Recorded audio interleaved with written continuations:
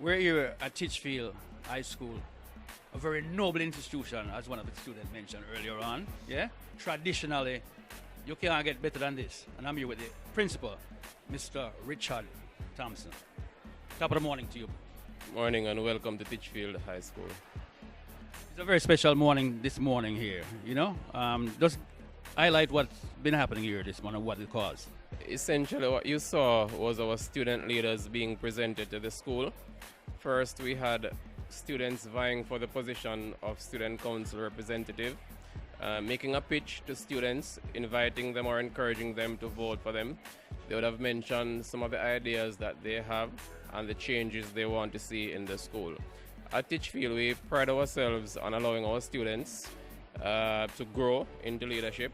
Sometimes they'll make mistakes, but we seek to guide them along the right path and give them opportunity to grow as individuals, because our focus is not only on the academics, but on the development of the entire person. The second activity you saw was our prefect body, being installed. So you saw the introduction of our head boy, head girl, deputies, as well as the prefect body that will help the administration in discipline and so forth throughout the school year. Also, you saw our Parent Teachers Association making a presentation to students who volunteered in an activity, the 5K walk run. And these students, through the PTA, will be allowed to do CAPE at no cost to their parents. The PTA will fund the full cost of their CAPE external examinations.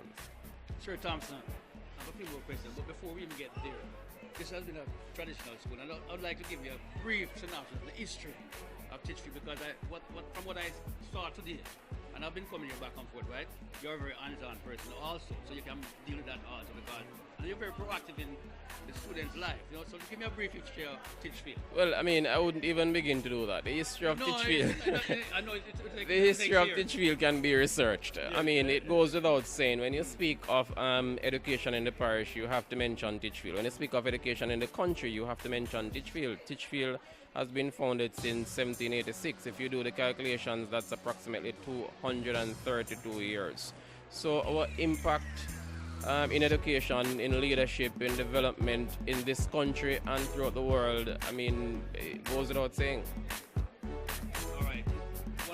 One of the reasons why we're here basically is the parent teachers participation. You have a very proactive parent teachers association, right? And just highlight that a little bit. Well, I've been involved with Titchfield since 1998, and I've said it before, and I'll say it again, within their presence and outside of their presence, that this PTA executive is the most active that I have observed during my tenure here. I've been principal since 2007, but a teacher since 1998, and the contribution and participation and involvement of this PTA executive, it is, in my mind, is exemplary. The PTA has contributed in recent times to our science program. They have donated over $1 million to the purchase of equipment and apparatus for our labs.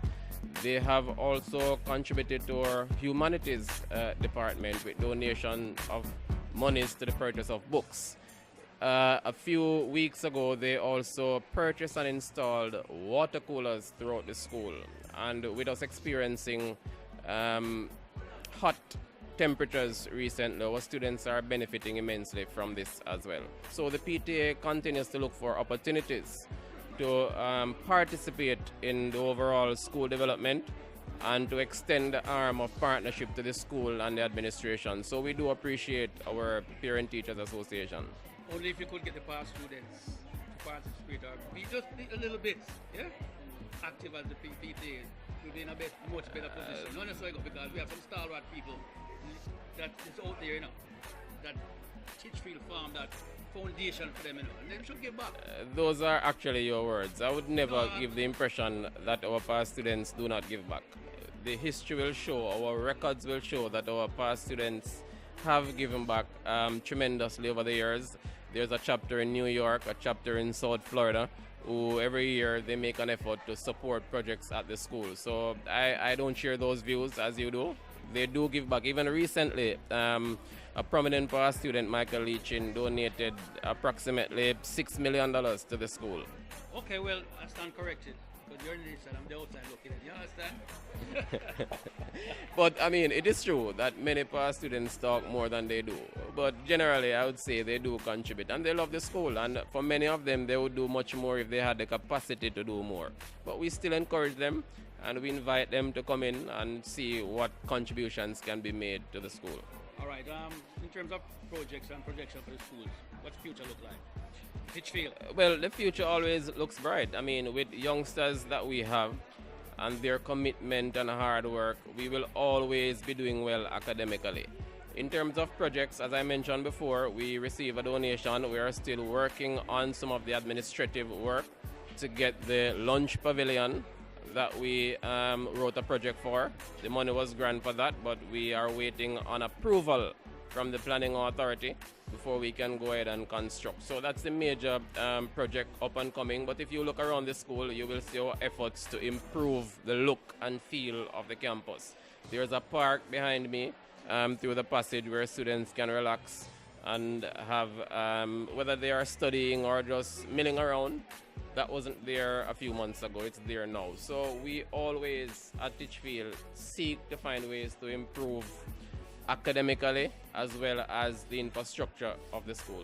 So if there's one need immediately that you could say, well, Jano, but I'd love to have this right now for Titchfield, what would that be? 10 classrooms. So how can you get that? Well, I have been lobbying the Ministry of Education. Some months ago, the chief architect came here. She looked at the idea I have for the 10 classrooms. The idea is to build those 10 classrooms over an existing block.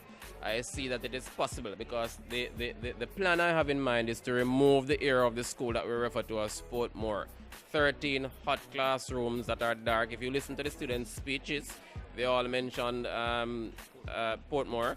It's an area of the school I feel needs to go. It's a relic of the past that should go, and we should allow our students to learn in comfort. I give them credit every day that I get, every chance I get for what they have managed to achieve sitting in Portmore. Even the teachers who teach at Portmore, they suffer great hardship.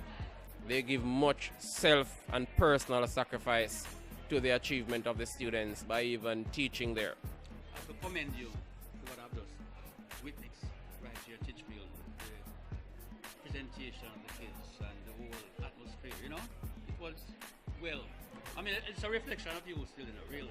Right, we try not to bully our students, but we try to give them opportunities to grow, to learn, to make mistakes. They are young and this is a learning environment. And I mean, persons do not always learn from being told what to do, what not to do. In some instances, we have to allow the students to discover, to find out for themselves in an atmosphere where they are protected.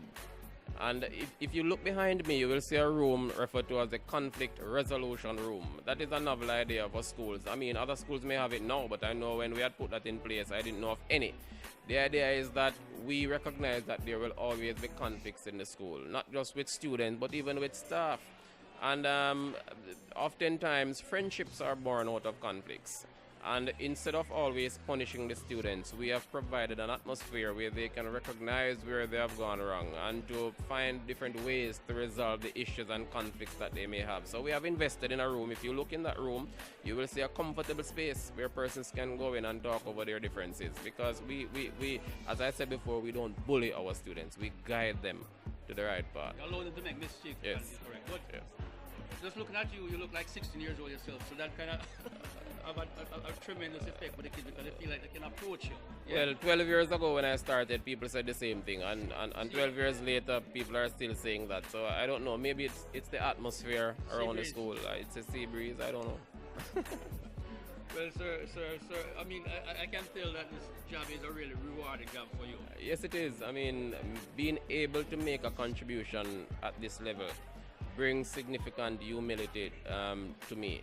I am humbled every day that I come and I realize the awesome responsibility on my shoulders. But I am thankful that I have a team of teachers, general staff members, my 2 VPs who support me. Not to say that we always see eye to eye, but there's always an avenue for persons to express their opinions and ideas. And I am welcome for suggestions, and I am I'm welcoming of change. I mean, even the students themselves, they will come to me and highlight issues that they have and seek my support in fixing them. One of the students earlier mentioned having wireless fidelity throughout the school. That's Wi-Fi throughout the school for fifth formers and sixth formers to use. We have made an effort in the past, and we continue to make an effort to make wireless connectivity accessible throughout the school. So that's an idea that I would want to work with the students to achieve, so that wherever they are on this compound, they are able to access Wi-Fi for the purposes of their schoolwork. Well done. Before we go, is there anything else that I didn't bring out that you would like to emphasize? Well, there will be other opportunities to emphasize different things, but come this 4th of November, that's next week Sunday, we'll be having our graduation ceremony right here on this compound. And Monday, which is a day after graduation, we'll be having our lower school prize giving. We will be highlighting students who would have achieved success in their academics and in co-curricular activities throughout the past year. So I just want to highlight that. We continue to encourage our students, we continue to guide them, we continue to provide the opportunities for them to maximize their full potential. So Thompson, it's been a pleasure. Thanks. Thank you. For this moment, Thank you. right? Thanks for coming.